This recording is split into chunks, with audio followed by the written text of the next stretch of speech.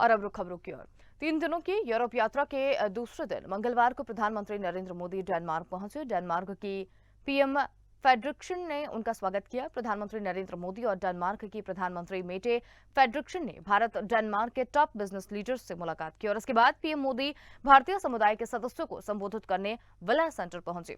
उन्होंने सभी भारतीयों का आभार व्यक्त किया और लोगों को चलो भारत का नारा भी दिया। उन्होंने कहा कि दुनिया में रह रहा हर भारतवासी अगर 5 गैर भारतीयों को घूमने के लिए भारत भेजने का काम करेगा तो भारत दुनिया का सबसे लोकप्रिय डेस्टिनेशन बन जाएगा। पीएम ने कहा कि हमारा देश आजादी का अमृत महोत्सव मना रहा है। अगर आप मनाने वाले हैं तो मैं बताऊं कि प्रधानमंत्री नरेंद्र मोदी ने कहा कि एक भारतीय दुनिया में कहीं भी जाए वो अपनी कर्मभूमि और उस देश के लिए ईमानदारी से कंट्रीब्यूट करता है, लेकिन बार बार जब मेरी विश्व नेता से मुलाकात होती है तो वो अपने देशों में बसे भारतीय समुदाय की उपलब्धियों के बारे में मुझे गर्व से बताते हैं। साथियों, दुनिया भर में फैले भारतीय डायस्पोरा को अगर मिला लिया जाए तो उनकी संख्या कई देशों की आबादी से अधिक होगी।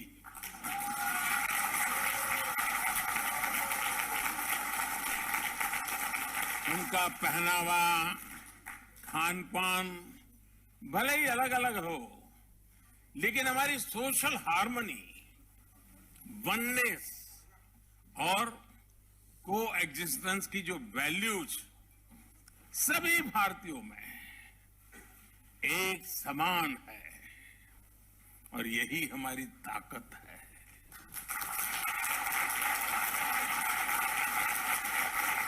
और जिनकी रूट्स किसी भी तरह मां भारती से जुड़ी हैं, वे स्वाभाविक तरह से लोकतंत्र और रूल ऑफ लॉ के प्रति सम्मान रखते ही हैं।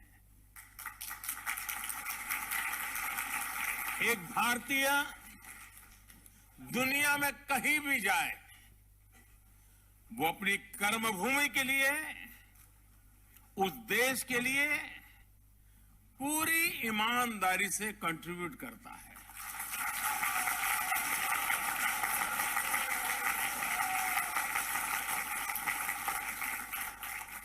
अनेक बार जब मेरी वर्ल्ड लीडर से मुलाकात होती है तो अपने देशों में बसे भारतीय समुदाय की उपलब्धियों के बारे में मुझे बड़े गर्व से बताते हैं। वे इंडियन कम्युनिटी के परिश्रम और शांतिपूर्ण नेचर की सराहना करते थकते नहीं हैं।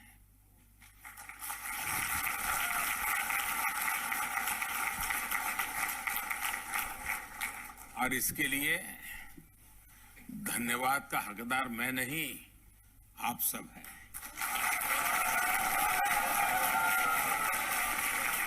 आप लोगों का व्यवहार, आप लोगों के संस्कार, ये उसके मूल में है और इसलिए मैं सबसे पहले ये जो बधाइयां मुझे मिलती हैं वो सारी आपको समर्पित करता हूं।